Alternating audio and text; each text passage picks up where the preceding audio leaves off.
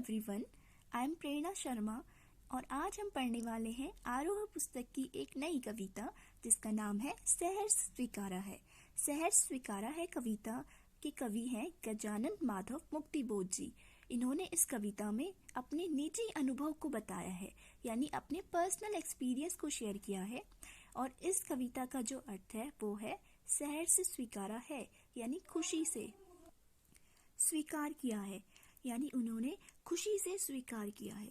अब उन्होंने क्या स्वीकार किया है ये हमें आगे की पंक्तियों को पढ़कर पता चलेगा।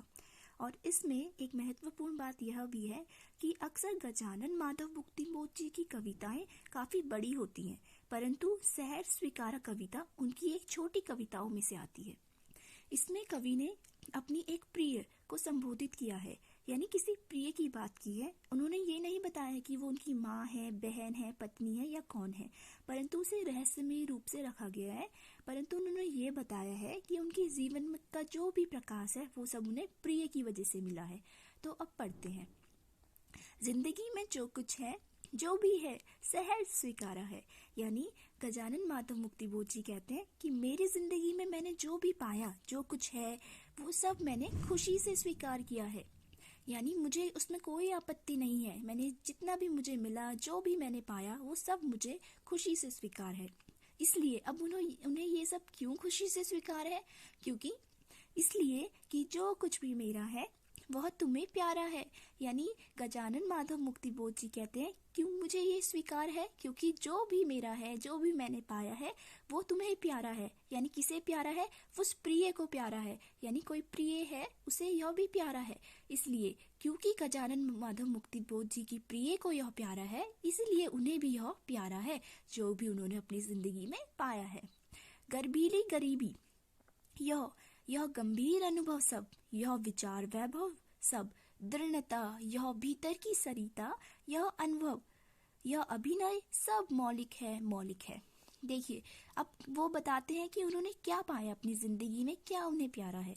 गर्भीली गरीबी, यह यानी गर्भ से भरी हुई गरीबी। गर्भीली का अर्थ है गर्भ से भरी हुई। गर्भीली गरीबी, उन्हें अपनी गरीबी भी गर्भ से भरी हुई लगती है। क्यों? क्योंकि ये सब उनकी प्रिय को प्यारी है। इसलिए यह गंभीर अनुभव, जो उनके ये अनुभव हैं, गंभीर अनुभव, वो भी उन्हें प्यारे हैं। यह सब विचार वैभव यानी संपत्ति, जो उनके पास ये विचारों की संपत्ति है, वो सब उनकी प्रिय को प्यारा है, इसलिए यह भी उन्हें प्यारा है। सब दृढ़ता यानी उनकी मजबूती, जो उनके अंदर ये मजबूती है। भीतर की सरिता यानी उनके अंदर जो भीतर विचारों की नदी बह रही है, यह भी उन्हें प्रिय है। यह अभिनय सब मौलिक है और यह अभिनय सब मौलिक है यानी आजाद है। यह सब उन्हें स्वतंत्र रूप से मिला है, इसलिए उन्हें यह सब प्रिय है। और इसलिए कि पल पल में जो कुछ भी जागृत है, अपलक है, स्वेदन तुम्हारा है। क्यों उन्हें ये सब प्रिय है? क्योंकि जो भी उनकी जिंदगी में पल पल में जागृत है, यानी जागृत यानी जागा हुआ, और अपलक यानी बिना पल के झपकाए, यानी दोनों का अर्थ एक ही है। तो उनकी जिंदगी में जो कुछ भी हो रहा है, उनकी जिंदगी में उन्होंने जो भी पाया है, जो भी मिला है, जो भी चल रहा है, विचार, वैभव, सब चीज, ये सब स्वेदन तुम्हारा है। यानी स्वेदन का अर्थ होता है प्रेरणा। वो अपनी प्रिय से कहते हैं कि प्रिय, ये सब तुम्हारी प्रेरणा के कारण हुआ है, ये सब तुम्हारा स्वेदन है, यानी तुम्हारी ही प्रेरणा है, इसीलिए ये सब मुझे प्रिय है। अब आगे देखते हैं।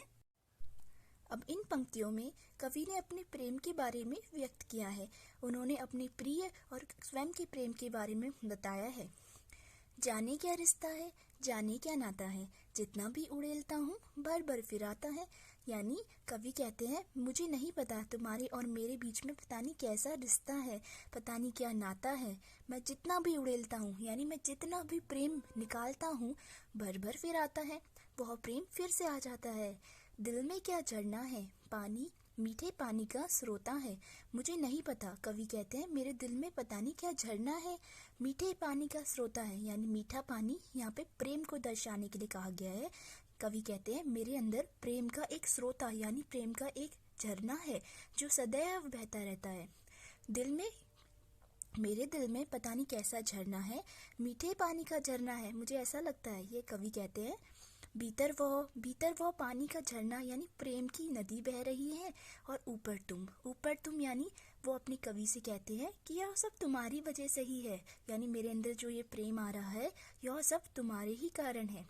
मुस्कुराता चांद जो धरती पर रात भर, मुझ पर तो तुम्हारा ही खिलता वो चेहरा है। यानी जिस तरह कवि कहते हैं अपनी प्रिय से, हे प्रिय, जिस तरह चांद धरती पर मुस्कुराता रहता है रात भर अपनी किरणों से, प्रकाश से इस दुनिया में खुशहाली लाता रहता है, उसी तरह मुझ पर तुम्हारा ही खिलता हुआ चेहरा है, यानी मेरे हृदय में तुम्हारा ही चेहरा बसा हुआ है जो मुझे हमेशा खुशहाल महसूस कराता है। जिस तरह चांद उस तरह तुम मेरे लिए हो। यानी यहाँ पे वो अपने प्रेम को व्यक्त कर रहे हैं। अब आगे की पंक्तियों में हम पढ़ेंगे आत्मनिर्भरता से जुड़ी बातें। यानी कवि को लगता है कि उनकी प्रेमिका या उनकी माता बहन या वो जो भी है उनकी प्रिय, वो उनको इतना ज़्यादा मदद करती हैं, उनके इतनी ज़्यादा सहायता करती है, इतना सहारा, इतना सब कुछ देती हैं कि वो अब खुद उन पे उनसे आत्मनिर्भर नहीं हो पा रहे हैं, यानी वो उन पे ही निर्भर कर चुके हैं, वो स्वयं कुछ नहीं कर पाएंगे अगर वो ऐसा ही चलता रहा तो। तब वो कहते हैं कि सचमुच मुझे दंड दो कि भूलूं मैं तुम्हें भूल जाने की। कवि चाहते हैं कि अब वो आत्मनिर्भर बने, यानी उनकी प्रिय के प्रेम की वजह से वो निर्भर हो चुके हैं। वह उनकी प्रिय उनको जितना प्रेम, जितनी सहानुभूति जो भी देती है, वो सब की वजह से कवि को पता चलता है कि कवि अब अपनी खुद से वो खुद भी कभी सब कुछ नहीं पा पाएंगे, सब कुछ ही उनकी प्रिय का ही तो है। इसलिए कवि चाहते हैं कि वो आत्मनिर्भर हों, और वो कैसे होंगे? वो अपनी प्रिय से कहते हैं, हे प्रिय, तुम मुझे दंड दो कि मैं तुम्हें भूल जाऊं, मैं तुम्हें भूल जाने का दंड पाना चाहता हूँ। कवि कहते हैं कि तुम्हें भूल जाना तो मेरे लिए वैसे ही बहुत बड़ा दुख है, और मैं चाहता हूँ कि मुझे और दुख मिले तुम्हें भूल जाने का, और मुझे ऐसा दंड मिले कि मैं तुम्हें भूल जाऊं। क्योंकि कवि सोचते हैं कि अगर वो अपने प्रिय को भूलेंगे, उन्हें दंड मिलेगा, उन्हें दुख मिलेगा उसे भूल जाने का, तब वो कहीं आत्मनिर्भर हो पाएंगे। अब आगे कहते हैं, दक्षिण ध्रुवी अंधकार अमावस्या, शरीर पर चेहरे पर अंतर में पालू मैं, झेलू मैं उसी में नहालू मैं। यहाँ पे कवि कहते हैं कि दक्षिण ध्रुवी पे तो पहले से ही अंधकार हुआ रहता है दक्षिण ध्रुवी जगह में, और फिर वहाँ पे अंधकार के बाद अमावस्या। पहले तो दक्षिण ध्रुवी में जब भी बात करते हैं तो वहाँ पहले से ही अंधकार फैला हुआ है। फिर कवि कहते हैं कि वहाँ जब अमावस्या होती है, उसी तरह उसी अमावस्या उसी अंधकार में, यानी दक्षिण ध्रुवी अंधकार अमावस्या, उस दक्षिण ध्रुवी के अंधकार वाली अमावस्या में मैं नहा लूँ, मैं शरीर पर चेहरे में अपने अंतर सब उसे ही पालूँ, उतने अंधकार को मैं पाना चाहता हूँ। यह कहना चाहते हैं, अंधकार दुख कहना चाहते हैं वो, कि मैं चाहता हूँ कि मुझे इतना अंधकार मिले, इतना दुख मिले, जितना दक्षिण ध्रुवी में जब अंधकार होता है, वहाँ की जो अमावस्या होती है जब, तो वहाँ जितना अंधकार हो जाता है, उसी प्रकार का मैं अंधकार अपनी जीवन में पाना चाहता हूँ कि मेरे शरीर पर चेहरे पर अंतर में मैं उसी को पालूं, झेलूं भी मैं उसी को, और उसी में मैं नहा लूं, यानी पूर्ण तरह से मेरे जीवन में अंधकार हो जाए, तुम मुझे ऐसा दंड दो। इसके बाद आगे पंक्तियों में पढ़ते हैं, इसीलिए कि तुमसे ही परिवेष्टित आच्छादित रहने का रमणीय यह उजेला अब सहा नहीं सहा जाता। यहाँ पे कवि कहते हैं कि इसलिए मैं क्यों पाना चाहता हूँ यह तुमसे दूर होने का दंड, क्योंकि प्रिय, परिवेष्टित का अर्थ यहाँ पे चारों ओर है, आच्छादित का अर्थ है ढका हुआ, और रमणीय यानी काफी आकर्षित, और उजेला यानी उजाला।